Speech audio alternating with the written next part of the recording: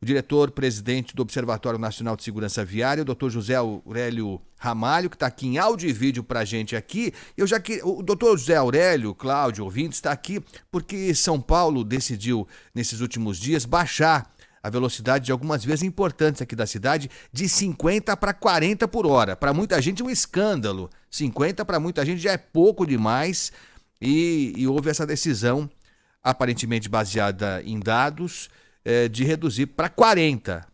Mas eu queria aproveitar a presença do Dr. José Aurélio Ramalho para falar um pouco sobre isso, porque o transporte público, o transporte de modo geral, individual também, tem sido alvo de muita crítica nessa pandemia, porque claramente o poder público não conseguiu arrumar uma fórmula, não é fácil, mas não arrumou uma fórmula mínima para tentar evitar que as pessoas se aglomerem no transporte público. Eu queria que o senhor fizesse uma análise inicial, doutor José Aurélio, sobre a situação do nosso transporte nessa fase de pandemia. Muito obrigado por atender o nosso convite. Muito bom dia, Cláudio. Bom dia, Agostinho. Obrigado pela oportunidade de estar falando para vocês aqui. Bom, propriamente dito aí a questão da redução de velocidade, quando nós conversamos com o cidadão e perguntamos para ele se 30 km, 40 km de velocidade é pouco, ele fica indignado e fala, não, isso é uma velocidade muito baixa. Né? Então eu faço uma pergunta aqui, né, aos ouvintes, uma reflexão. Nós estamos em pleno Maio Amarelo, onde se fala respeito e responsabilidade, pratique no trânsito. Se pegar uma pessoa normal que faz uma corrida de 100 metros, ela consegue chegar a uma velocidade aproximadamente de 15 a 18 km por hora. Se eu convidar essa pessoa para fazer essa corrida a 100 metros e se chocar com o rosto na parede, ela vai falar, não, eu não quero fazer essa ação. Mas por quê? Porque eu vou me machucar, porque é perigoso. Então, quer dizer, porque aí você percebe o risco da velocidade. Quando você está no carro, essa percepção ela não é tão clara.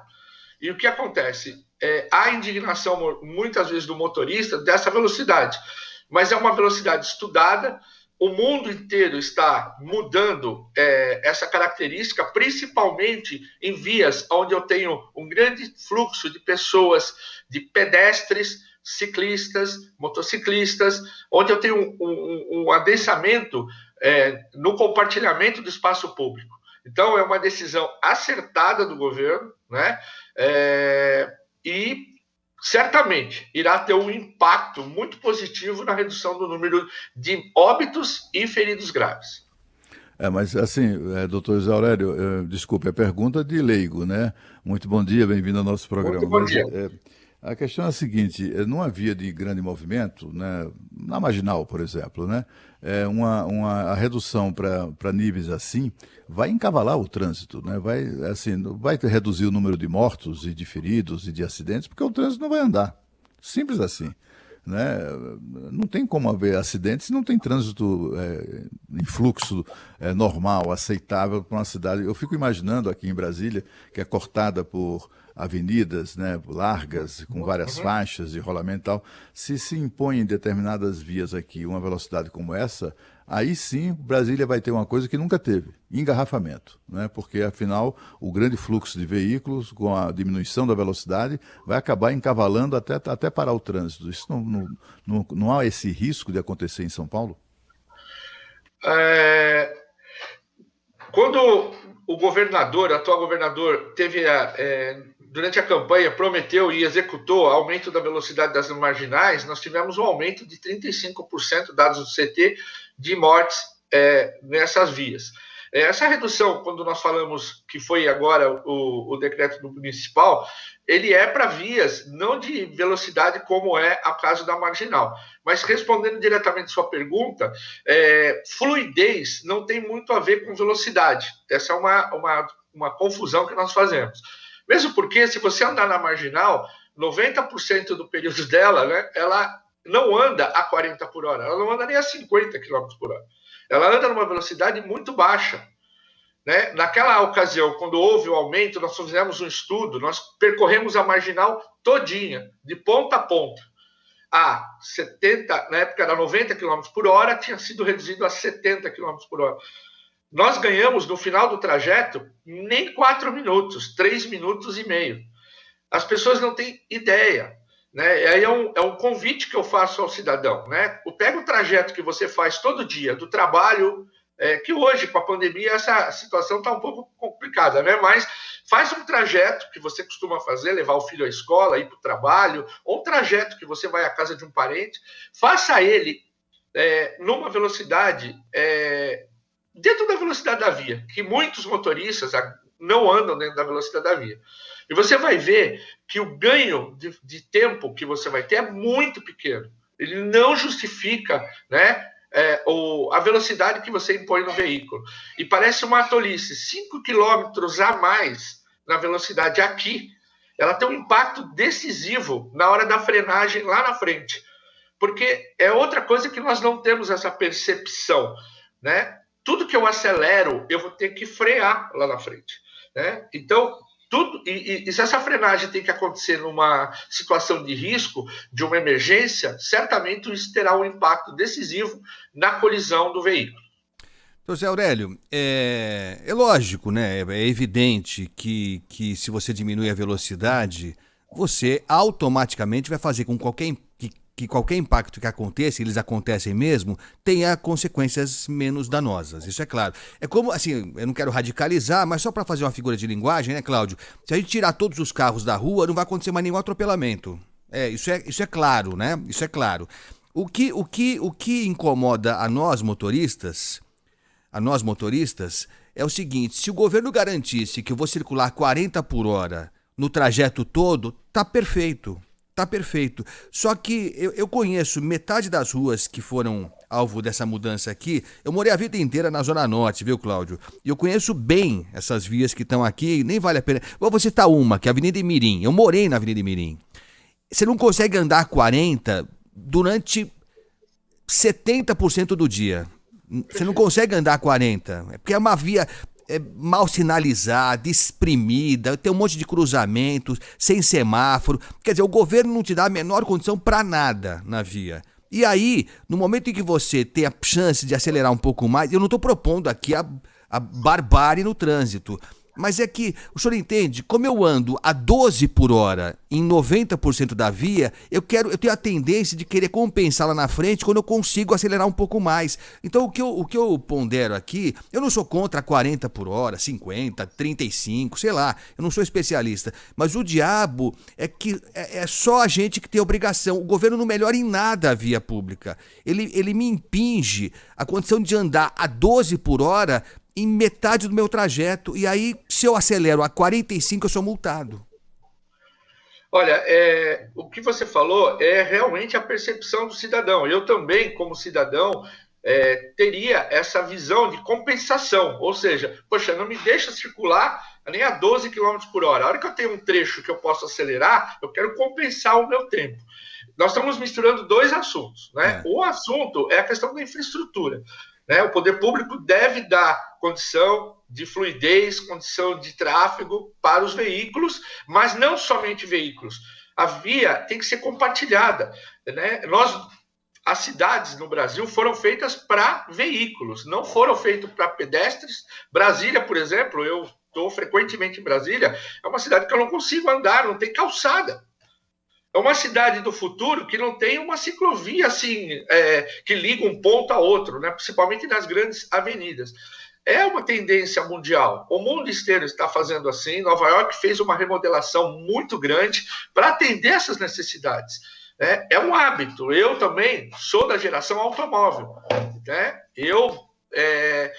Quando há essa redução, justamente para quê? Naquele local ali, tanto Agostinho e Cláudio, eu preciso ter um controle de velocidade, porque, com certeza, e aí eu acredito muito no trabalho do CT, eles têm estudos suficientes para mostrar o alto índice de lesões e sequelas. Um atropelamento a 30 por hora, ele causa sequelas leves. A 50, a 60, ele já é um óbito.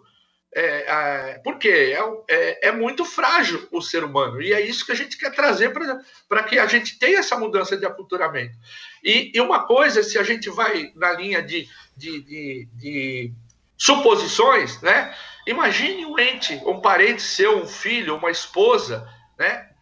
Vir ser atropelado ou morto numa situação onde o cara não está respeitando uma velocidade de 40. Então, mas as pessoas morrem também por omissão do poder público. Eu não estou discutindo, desculpa até pela insistência, desculpa, viu, Cláudio, por atropelar. Eu não estou discutindo 40 por hora. Eu não sou capaz de analisar se 40 por hora é o ideal, porque era 50 até outro dia. Até outro dia me fizeram acreditar que 50 por hora era o legal. Agora 40, vai ver que mudou, e daqui a pouco vai ser 30, vai ser 20, pode ser. Eu só acho que só fica nisso. Isso fatalmente vai fazer aumentar o número de multas. Claramente vai aumentar o número de multas, porque também dirigir em São Paulo é difícil demais.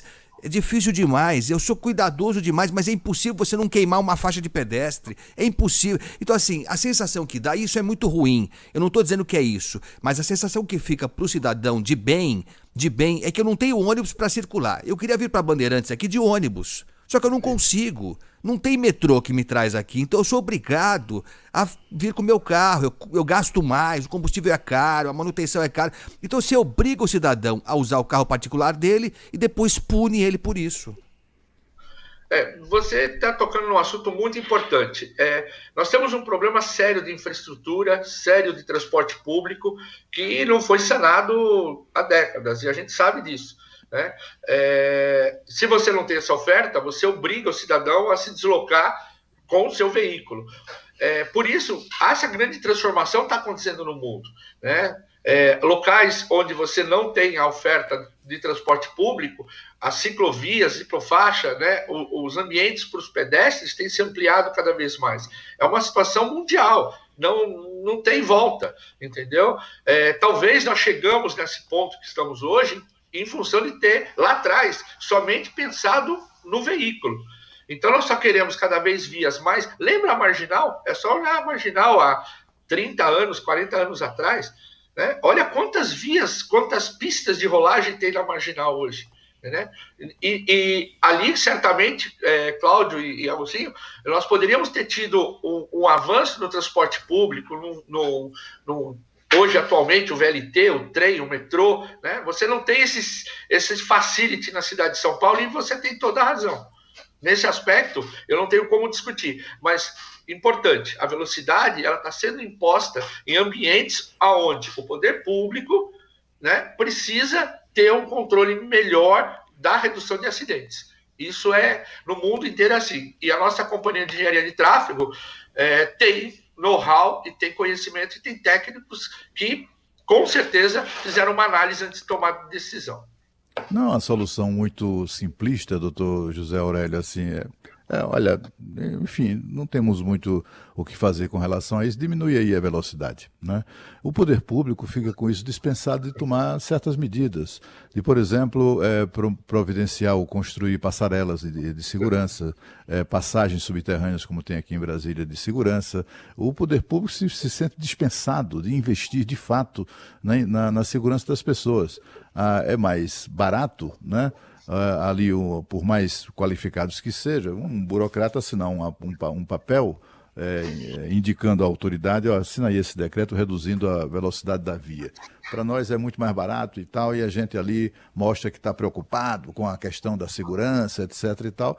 E no entanto, aquilo que devia ser feito de fato pelas autoridades acaba não sendo feito, ficando de lado, né? Ficando de lado porque é mais barato, é mais prático, de efeito imediato, tascar uma redução da velocidade da via com aquela espada de Damocles na cabeça do motorista. Ó, se você não cumprir, eu arranco a sua cabeça aí, ou arranco o dinheiro do seu bolso, né? Não é um pouco isso, não, doutor José Aurélio, o senhor como especialista no assunto? De novo, nós estamos... são dois assuntos que correm paralelamente e têm que ser debatidos de maneira conjunta. É meio doido isso, né? Mas vou te dar um exemplo clássico das rodovias. Nós temos uma dezena de rodovias onde você tem a curva, já ganhou nome. É curva da viúva, curva da morte, já dá nome para a curva. Então, ali o poder público falhou no design, no desenho daquela rodovia.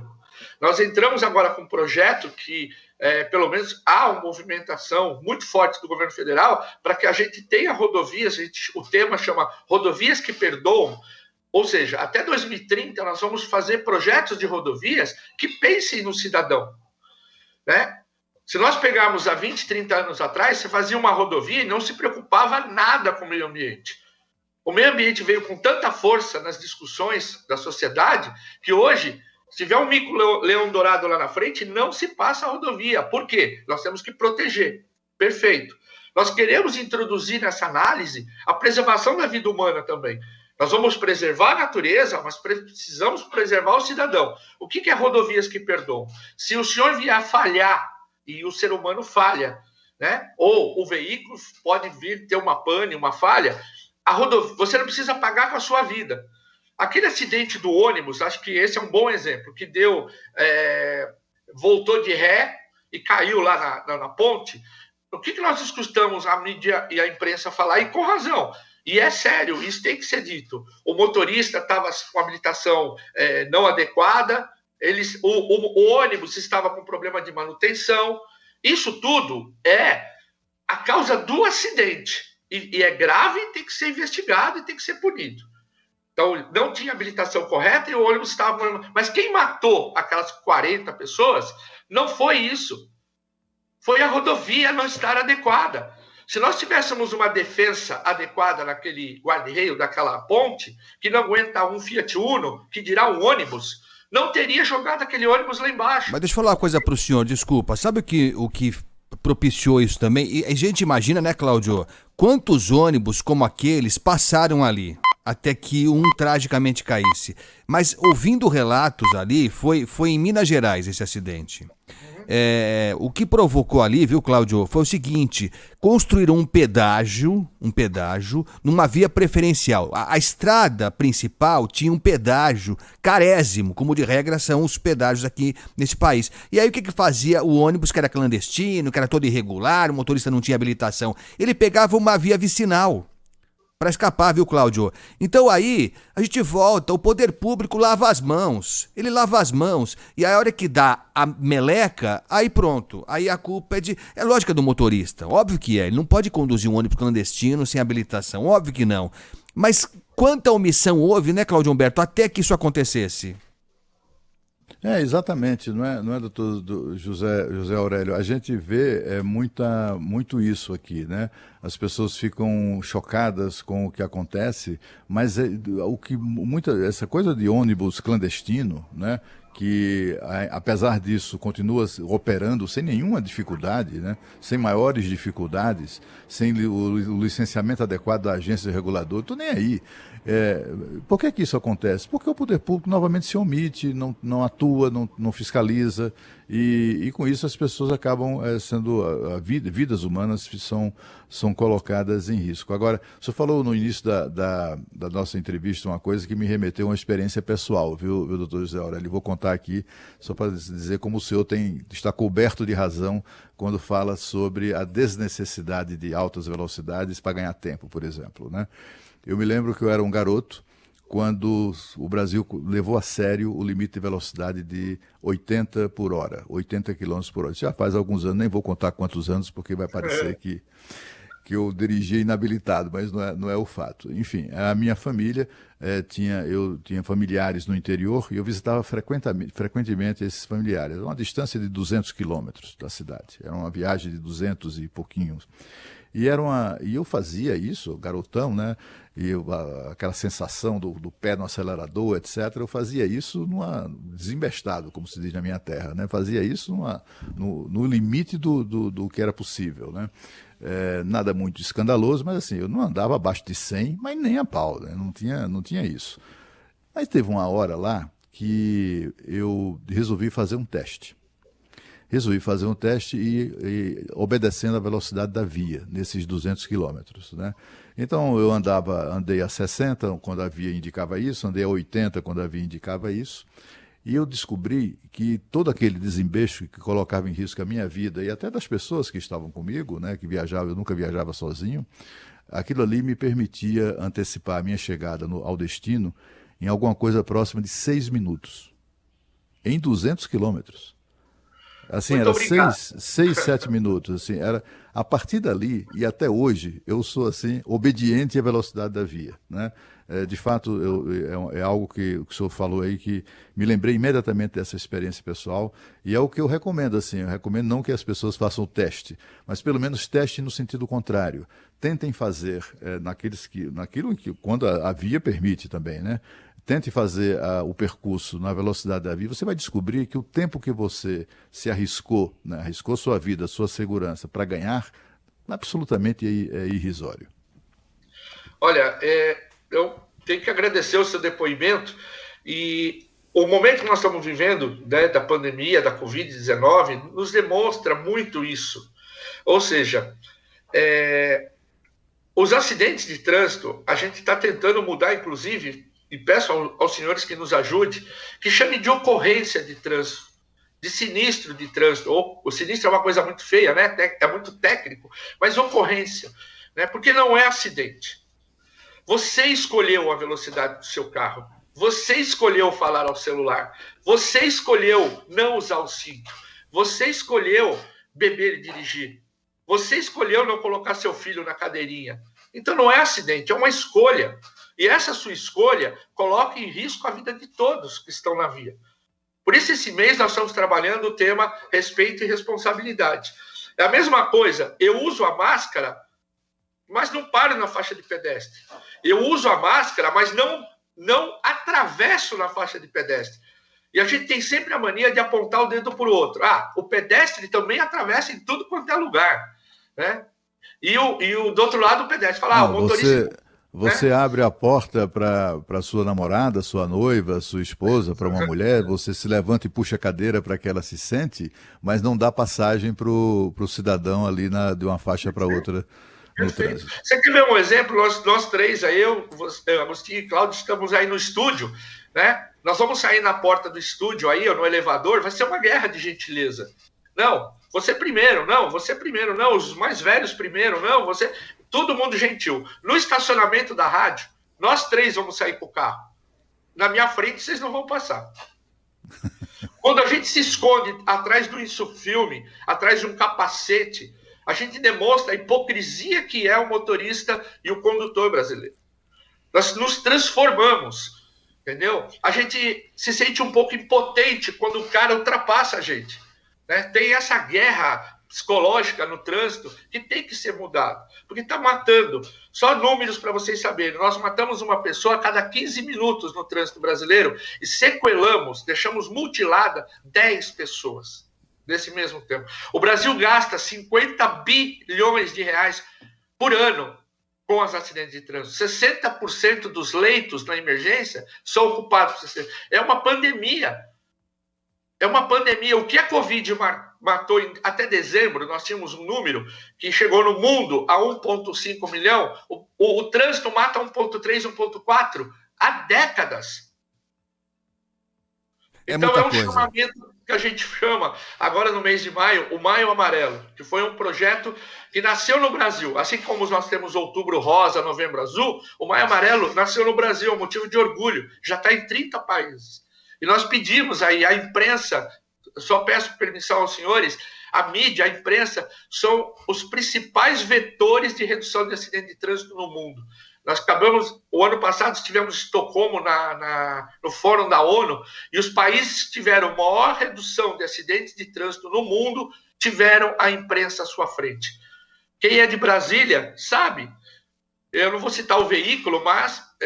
aí, se os senhores me permitirem, teve um veículo de comunicação em Brasília. Pode citar, doutor, pode citar. Que foi o Correio Brasiliense, que esteve à frente do projeto. Tivemos várias ONGs, e parabéns pelas ONGs que criaram esse mecanismo, criaram essa onda, mas teve o poder da imprensa em cima, cobrando todo dia, toda hora. E Brasília hoje é um exemplo para o país. E eu acho que Aurélio se refere ao respeito à faixa de pedestre. Eu vou para Brasília, olha a hipocrisia, eu paro na faixa de pedestre, na minha cidade eu não paro. Aí, quando eu vou para os Estados Unidos, eu volto para cá e falo assim, nossa, lá eles respeitam a velocidade, lá, pare, não é vai que dá.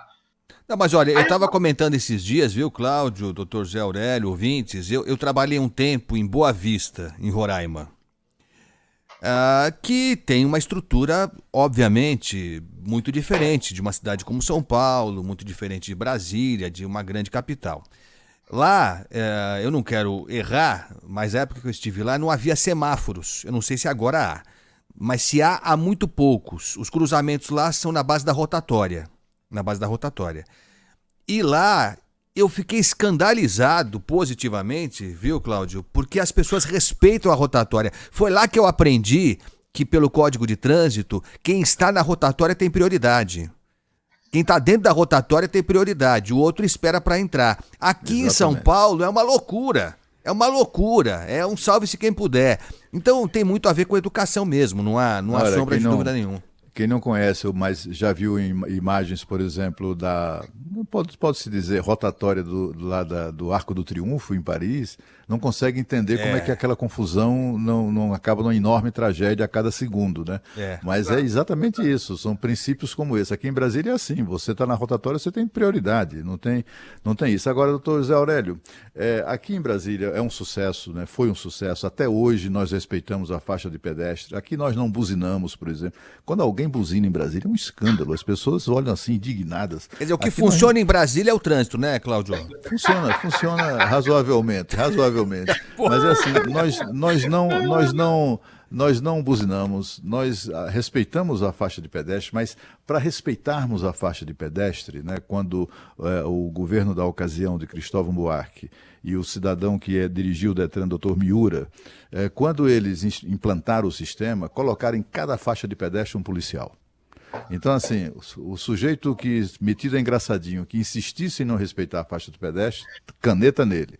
E educação e fiscalização. Exato. Exatamente. Foi isso que que ajudou muito a criar esse hábito, né, digamos assim, muito saudável, e é uma coisa que orgulha muito os moradores de Brasília. O que Augustinho falou agora há pouco, quando ele falou aí eu aprendi como anda na rotatória, né? É muito legal porque ele remete a uma fala que nós temos batido muito nessa tecla.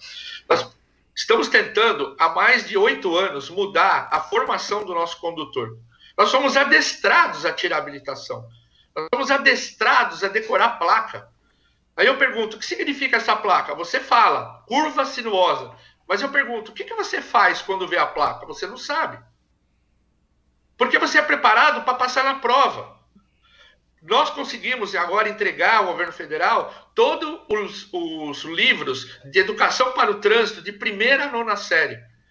A educação para o trânsito no mundo inteiro é levado para as escolas, porque você sai da maternidade no carro, ou a pé, ou de Uber, e você vai para o cemitério também de carro, né? Quer dizer, o trânsito está... Hoje, com a pandemia, essa fala caiu um pouco, né? Mas você vive o trânsito e gozado. Se você analisar, e eu concordo com os dois, no que falaram, o Agostinho e o Cláudio, o poder público, nos debates políticos, e vamos ter aí agora a eleição, não se discute a palavra trânsito. Trânsito é congestionamento. Mobilidade urbana é ônibus. E nós não falamos do trânsito do ponto de vista da segurança do trânsito. Da segurança. O trânsito é uma das coisas que mais matam no país. É a principal causa de morte de criança de 0 a 16 anos. Então, é um tema que tem que vir à mesa, temos que mudar a formação do condutor, temos que levar a educação de trânsito na escola. Assim como fizemos com o meio ambiente, né? Há 20 anos atrás, eu não imaginava, 25 anos atrás, que eu ia reciclar meu lixo, que eu ia fazer o que eu faço hoje. Isso veio com as crianças. A educação nas escolas teve um aporte fundamental nessa mudança de comportamento. Nós estamos conversando aqui no Jornal Gente com o diretor-presidente do Observatório Nacional de Segurança Viária, José Aurélio Ramalho. A conversa foi tão boa que nós estouramos muito a promessa que nós tínhamos feito. A gente tem que falar a verdade aqui. O doutor José Aurélio tinha pedido para a gente liberá-lo às 9 horas. Você nem sabia, né, Cláudio? Mas engatamos numa conversa aqui, ficou tão bom que a gente até pede desculpa. Mas é que esse assunto, ele rende, né, Cláudio? Rende, e cada coisa que ele diz me lembra de uma coisa. Por exemplo, o uso do cinto de segurança. Quem me obrigou, quem me fez criar o hábito de usar o cinto de segurança foi meu filho. Meu filho, a escola incutia isso na cabeça. Ele entrava no carro e cadê o cinto? Bota o cinto. Ele no banco de trás, pequenininho, e pai, o cinto. E era ele que me fez, né, criar o hábito de colocar o cinto. A escola é fundamental, professor. Eu já me atrasei no meu compromisso, já pedi para avisar lá que eu estou um pouco atrasado. Eu não podia perder a oportunidade. Fala que foi o trânsito, viu? Não, foi um papo muito legal com dois grandes amigos que eu posso chamar hoje. Bom. Existe uma fala nossa muito importante que chama-se percepção de risco. É uma palavra bonita, elegante, técnica. Mas nós fazemos isso, Agostinho, 24 horas por dia.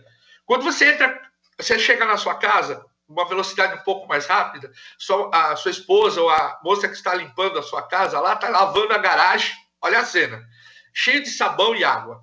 Você entra na mesma velocidade que você vinha da rua? Não, óbvio que não. Por quê? Porque não, né? Porque numa condição... você percebeu o risco. Exatamente. Quando você percebe o risco, você se protege. Sim. Vou te dar agora o exemplo no automóvel, na via. Você está no seu carro a 100 km por hora numa via, numa rodovia. Começa a chover. Você diminui a velocidade? Diminuo, automaticamente. Me perdoe, a gente demora o senhor queria que eu respondesse não, né? Mas no caso eu diminuo mesmo. Eu diminuo mesmo. Então, parabéns. Porque essa percepção de risco, ela não é igual à que você tem. Outro exemplo é a mãe trocando a fralda da criança no trocador. Ela deixa tudo na mão dela. Mas deixa eu te falar uma coisa. Eu tô falando aqui em nome do motorista. Eu me considero um bom motorista, mas muito tenso. Realmente eu sou muito tenso. Me faz mal dirigir. Viu, Cláudio? Eu adoraria... Se um dia eu ficar rico, a primeira coisa que eu vou fazer é contratar um motorista particular. Porque isso me faz... Eu sou exatamente o contrário, me dá prazer dirigir. Olha, vou te falar, é um sofrimento diário isso aqui. E aí, o que acontece é o seguinte, o motorista, eu me coloco na posição, o motorista comete muitos excessos, erros, imprudências, tudo isso que a gente sabe e é verdade mesmo. E os números mostram isso de forma dramática. Mas a gente também é um ser incompreendido. Então, assim, hoje há, viu, Cláudio, uma prioridade, por exemplo, para o motorista, para o ciclista. E eu entendo isso, é legal demais. Eu não sei andar de bicicleta, mas adoraria andar de bicicleta numa ciclofaixa seguríssima, com árvores por todo lado, o vento batendo no rosto, seria ótimo. Só que eu acho que os ouvintes vão concordar comigo. Eu tô para ver um ente do trânsito, um agente do trânsito mais irresponsável do que ciclista e motociclista. Para eles não tem farol vermelho, não tem cruzamento. Eu tô falando, é lógico que vai ter gente que fala assim, não, mas eu paro. Não, tudo bem.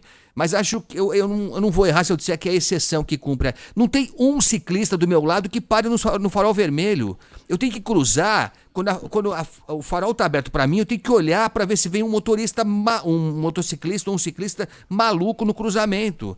Então, assim, a gente é bombardeado a questões que são politicamente corretas, como valorizar o ciclista e o motociclista, e o motorista fica sem pai nem mãe. Mas tem um negócio também, me permita... Eu tô usando isso aqui para desopilar o fígado, vocês perceberam, né?